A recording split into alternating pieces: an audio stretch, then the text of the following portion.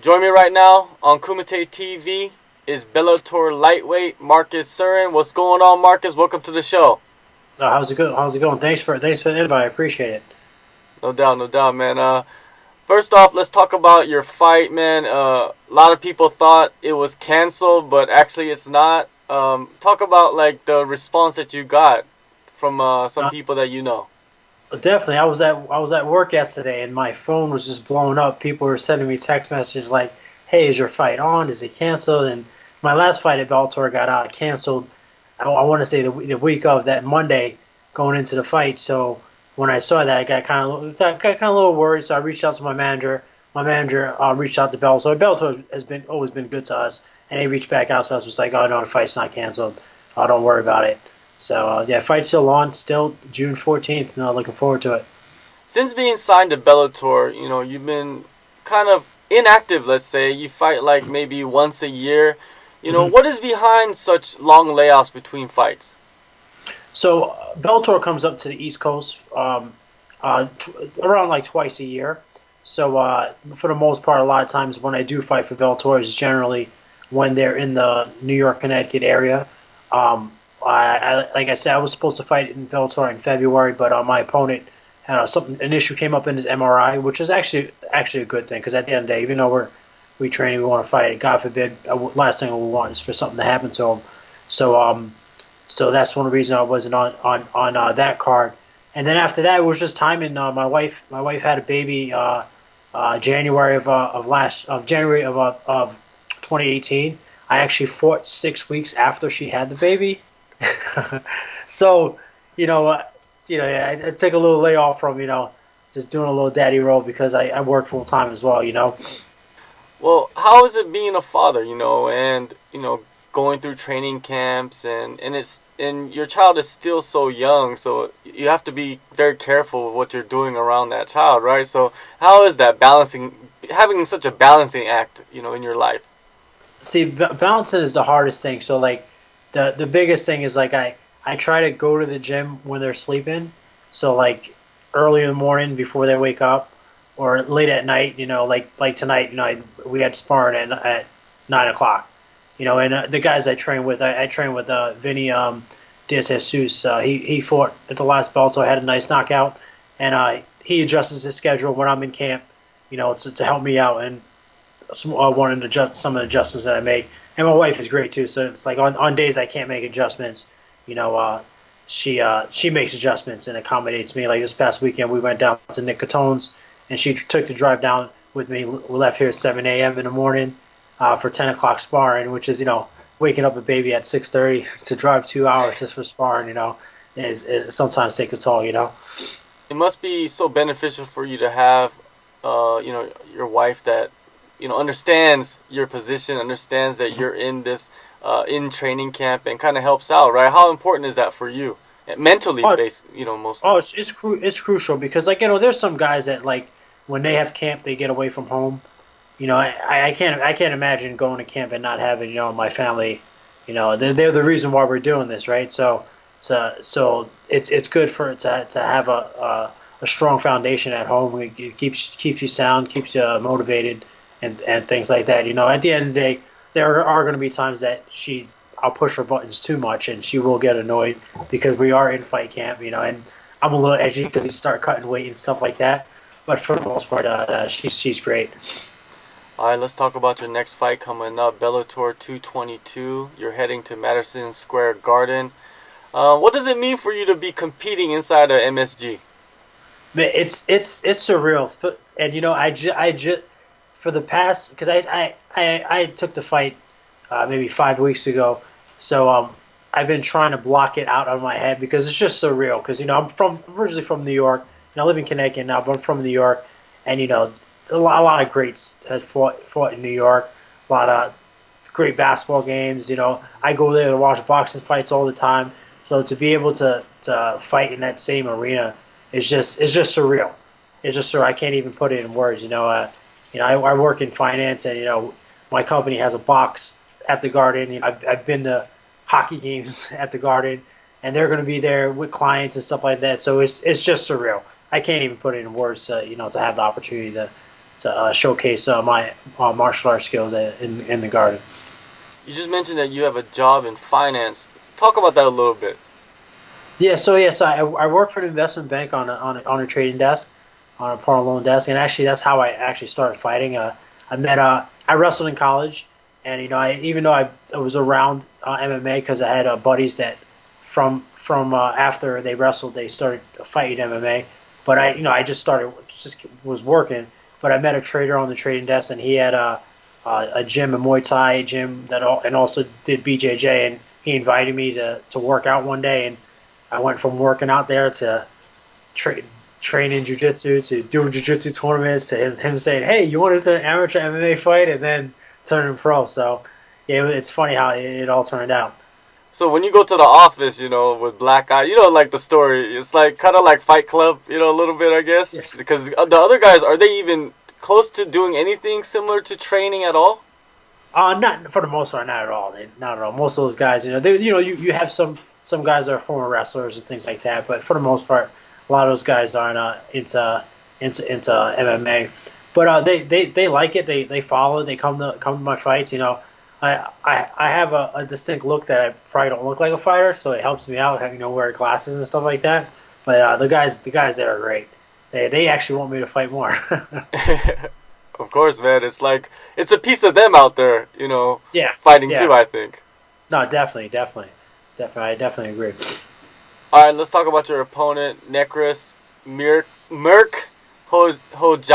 It's a very difficult name to say, but this name can fool you a little bit because he's actually a New York guy. No, yeah, he's initially from Tajikistan, and he wrestled for their Greco-Roman wrestling team, and I know he moved out to New York and he trains at Brooklyn MMA now, but he's originally from out there. He's strong wrestler, strong Greco wrestler, and he's transitioned into MMA. From what I see, he's a real big following as well. He's going to be a tough opponent. I know just from him being a wrestler and me being a former collegiate wrestler, I just know that he's going to bring a certain pace, a different type of wrestling. But I know he's going to be a tough opponent. I'm just definitely looking forward to the challenge, especially because I'm a former wrestler, but it's a different style of wrestler, to see that clash. And a lot of times when you do have two wrestlers step in a cage, they're wrestlers, they're wrestling. They usually don't wrestle, and they just stand and put an action-packed fight. So I'm looking forward to that. Well, if it does play out that way, if the wrestling is neutralized, mm-hmm. Do you see a huge advantage on the feet for yourself? I like to think so, because I'm not sure what his experience is with stand-in, but even though I am a wrestler, I love boxing, I love Muay Thai, so I really embraced those parts of martial arts, and trying to train them individually, to truly understand them, not just in the MMA realm. Because I feel like if you train martial arts in just in mixed martial arts, sometimes you miss out on key points of that particular art. So I make sure to take that I train those arts separately in its own. So I'm not sure if that's the case with him. Maybe not. But I know for myself, I think that I should be able to see certain angles just because I train those parts in their own discipline. You said earlier that you on Saturdays, on the weekends, you go down to Nicotones to go spar. What is your schedule like? Of course, you said that you have to train when everybody's sleeping, but yeah. Individually, where are you training, and who are the coaches that you're working with mostly? Okay, so for cornering purposes, my coach is Paul Sandalo. He's from Heavy Hitter, and one of my former training partners, Brendan Rooney. He was a pro, but he's no longer a pro fighter. He's but he was 5-2 as a pro in the regional scene, and Roger Denton, who's from Connecticut, CT MMA, but he also corners me. Those are my corner guys, and then a friend of mine, Cesar Teixeira, he helps strategizes the game plan, but outside of that, outside of those core guys that I train with, that corner me for my specific fight, I have a relationship with the guys in Nicotone because Frankie Edgar and I are good friends. We wrestled together in college. We were each other's groomsmen in both of our weddings. So I get the privilege of being invited down there for their camps, and for my camps I get to train down there with those guys. Nick Newell, I know from not only from Brendan. So Brendan Rooney, who corners me, he's a good friend of Nick. He's cornered Nick a few times with Nick's fight. So I get to bounce around between all those places. So I do a lot of traveling, for training and things like that. Frankie Edgar, he's about to fight for the title again. You're close to him. How excited were you when you found out of that news? Oh my God, I was so pumped when I saw they announced that. I was so pumped because I knew they were negotiating something. I was at his house the weekend before, but I knew they were negotiating, and I was super pumped. He deserves it. Outside of MMA, he's a class act, man. I can just tell you, just wrestle him in college, and him always just being a stand-up guy, And I'm just excited for him to have this opportunity, After this fight, do you have a set plan for the rest of the year? Do you want to fight a few more times, or are you going to take some time off again, or what's the plans? I definitely would like to fight. I would like to fight at least 2 more times this year. Maybe in before the end of the summer and before the end of the year. So I would like to get opportunities to fight outside of the New York area. So if Bellator is traveling, I don't mind traveling wherever to get any fights. And then also too, if I have an opportunity to fight in another promotion, I'll definitely take but obviously with Bellator's blessing. But I would definitely like to fight at least 2 more times outside of June. Fighting out of the New York area, that's interesting you say that, because Bellator has been sending fighters to Japan to fight for Ryzen. Is that something you're interested in? No, I'll definitely like to. I definitely love to do that. I've been to Japan once when Frankie fought Benson Henderson. I flew out there for that fight. So I definitely would like to take the trip out there. That would be amazing to have the opportunity. I was so amazed on how educated the Japanese fans were when it comes to the sport, because when you're watching fights in the state, and nothing to take away from, I'm not trying to down the fans in the States, but the fans in the States are all about excitement, so they're looking for a knockout, things like that. And in Japan, one thing I loved was you'll see someone get in a jiu-jitsu hold, and the guy would escape, and there would be an uproar, just because they understood what it took for the guy to get out of that. And I was just so amazed by that. It's they truly embrace the art, and I really love that aspect out of the fans there. Is there any Japanese opponents that you would like to face? Because there's a lot of lightweights out there that are still competing from back in the Pride days and the K1 Hero days. No, no one in particular. Not type person to call anyone out, but I'm looking for anyone that would do an action-packed fight. But definitely would love that opportunity. Yeah. All right, let's go back to the Bellator 222 card. There's some big fights on there. I would like to pick your brain about those fights. Let's go to the main event. You got Chael Sonnen versus Lyoto Machida. So a fight that most people thought would never ever happen. Who you going with in this fight? See, I would have Chael's a wrestler. I have to go with the wrestler. One thing I think Chael does is, even though people might not think it's an exciting fight, he'll do what it takes to win a fight. So I can see him putting his game plan there and winning the fight by using his game plan. So I think I definitely have Chael winning that fight.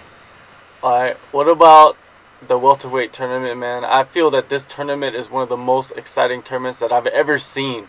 And the champion is facing Rory McDonald. He's facing Neiman Gracie. Who do you see edging it out on this one? See, so I might be a little bit biased because I am a Renzo Gracie brown belt. So I may be a little bit biased, but because I know Neiman personally. But after seeing Neiman winning his the quarterfinal fight, I was really impressed on how much his stand up developed, and seeing how Roy fought his last fight. and just how much his head wasn't into it, I see Neiman winning convincingly in this fight. He's just on. He's looking really good, and it just seemed that Roy's just mentally isn't there, and it's hard for someone to step in there when you have a hungry lion like Neiman going there to take your head off. Yeah, that fight. That's why it's so interesting, is because Uh-huh. of that dynamic of Rory, that post-fight speech that he made, and then Yeah. Neiman coming in showing like another level of skill in his last fight. It makes Mhm. it way more exciting than it would be, if that those dynamics were not there. So I yeah, I'm agree. looking forward to that fight.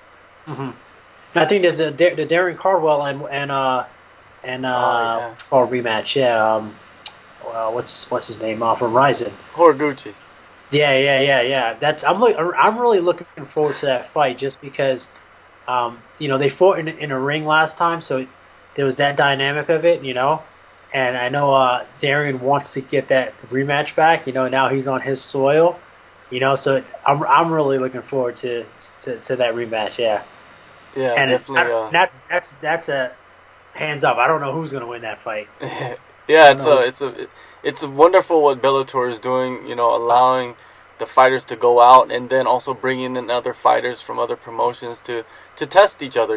Like to Yeah, see yeah. who's the best in the world, and those guys get a chance to do it. And you get a front row seat. Oh June yeah. 14th, Bellator 222, New York City. Marcus, man, I appreciate the time, and we'll do this again in the future.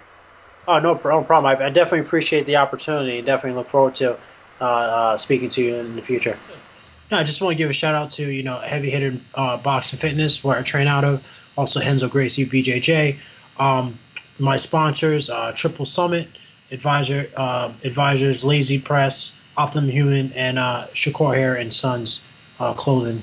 Those are a lot of those are my sponsors. So I want to give a shout out to them. They look out for me. Oh, and actually, no, also too.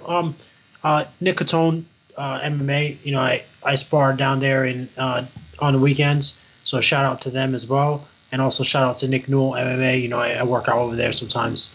So yeah, just give a shout out to all those places.